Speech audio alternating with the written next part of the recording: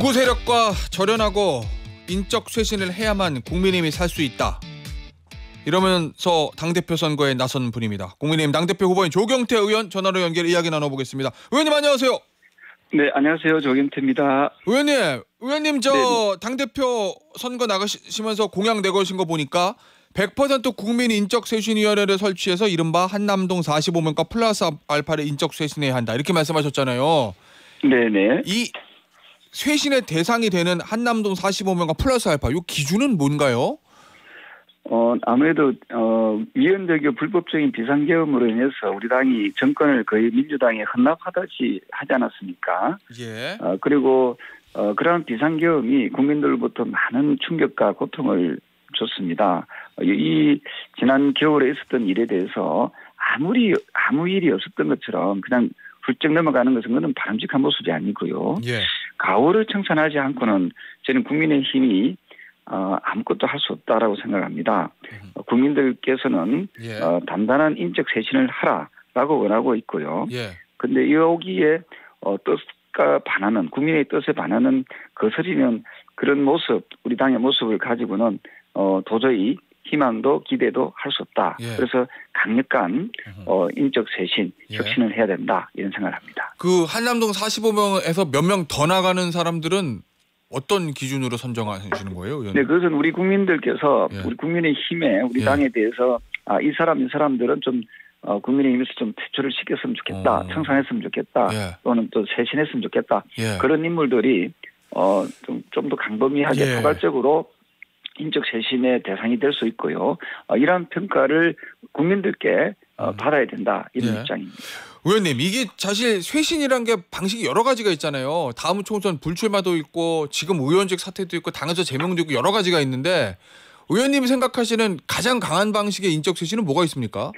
가장 강한 방식은 아무래도 예. 국민들이 평가를 하고 예.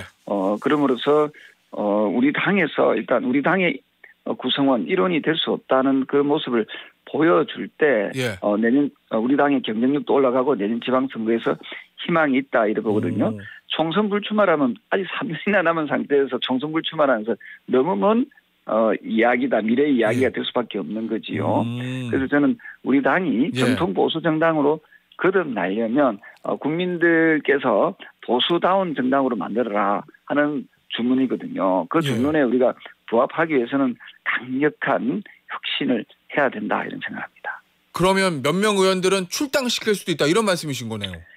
네, 몇 명 의원이 어느 정도 한 자리 숫자에 머물지 않은 두 자리 숫자 이상이 될지는 모르겠지만 예. 이분들은 중징계, 경징계로 분류가 될 거고요. 예. 출당이나 제명이나 자진 탈당이나 이런 여러 가지 방식이 있을 수 예. 있습니다. 의원님, 그런데 이번에 이제 최고위원 선거에 출마한 신동욱 의원이요. 의원님 보고 먼저 나가라고 그러던데요. 당을 갈라놓을 거면 먼저 나가시라고. 네, 제가 들으셨습니까? 이야기하는 것이 예. 당을 갈라놓는다는 그 표현은 좀 문해력이 좀 부족하다 예. 하는 생각을 합니다. 누누이 말씀드리지만은 예.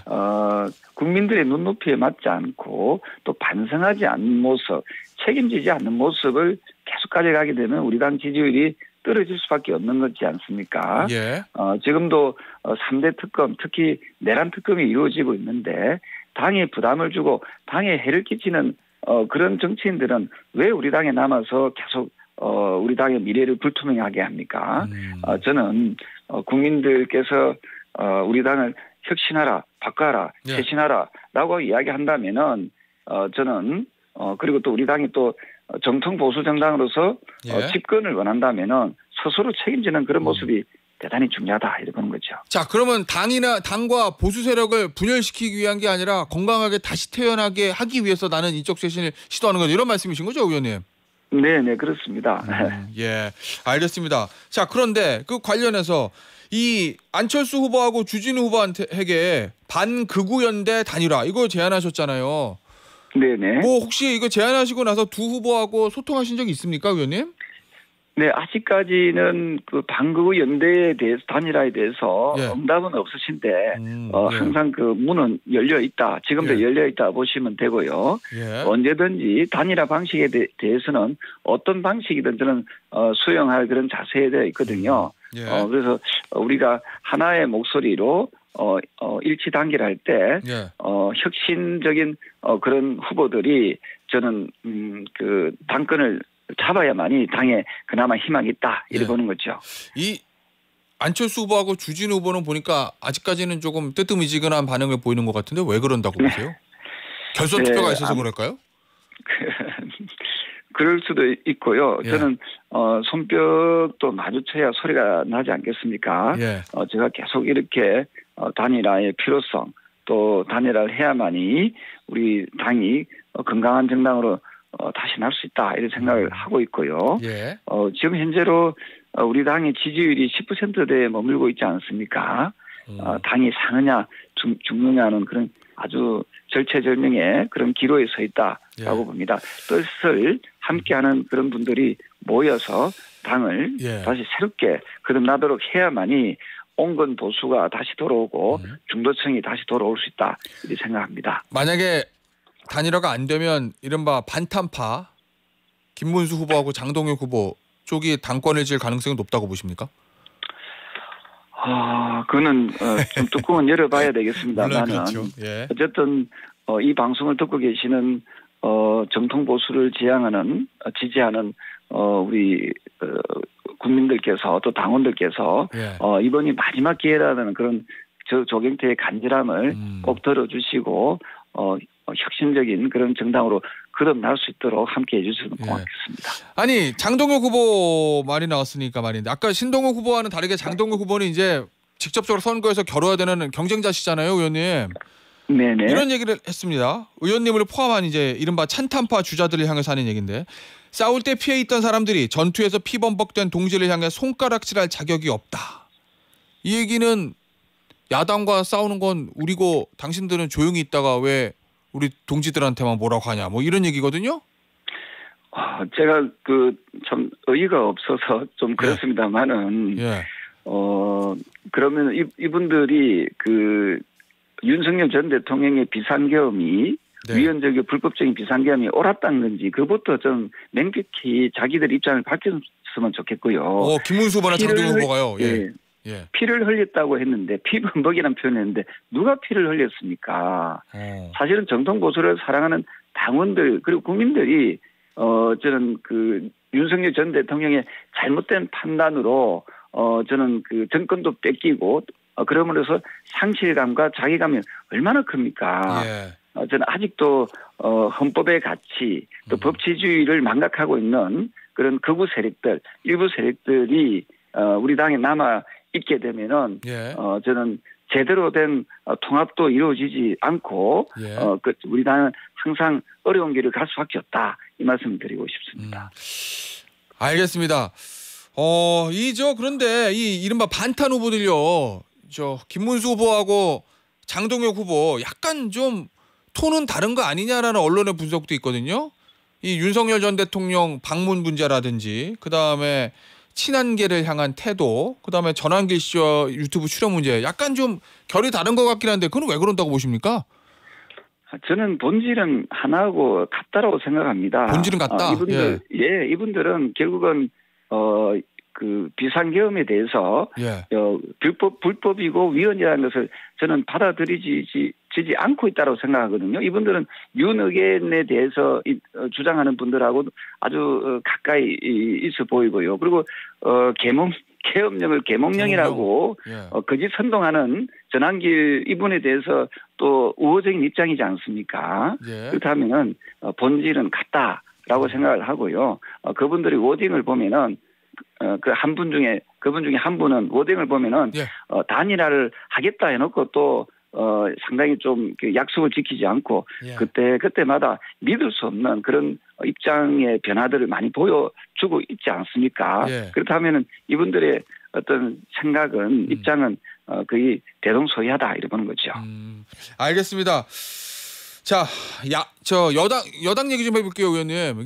민주당의 정청래 대표가 신임 대표로 선출이 됐는데 국민의힘을 향해서 여야 개념이 아니고 내란 추종 세력이 있는 한 내란에 대해서 사과하지 않는 한 협치는 없다 이렇게 얘기했거든요. 이 말 어떻게 들으셨습니까?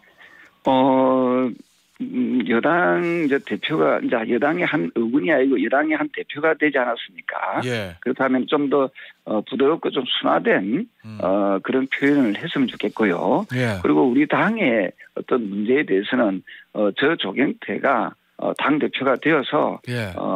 우리가 우리 일원이 알아서 잘할 테니까 지나치게 강성 발언은 하지 않았으면 좋겠다 이런 생각입니다.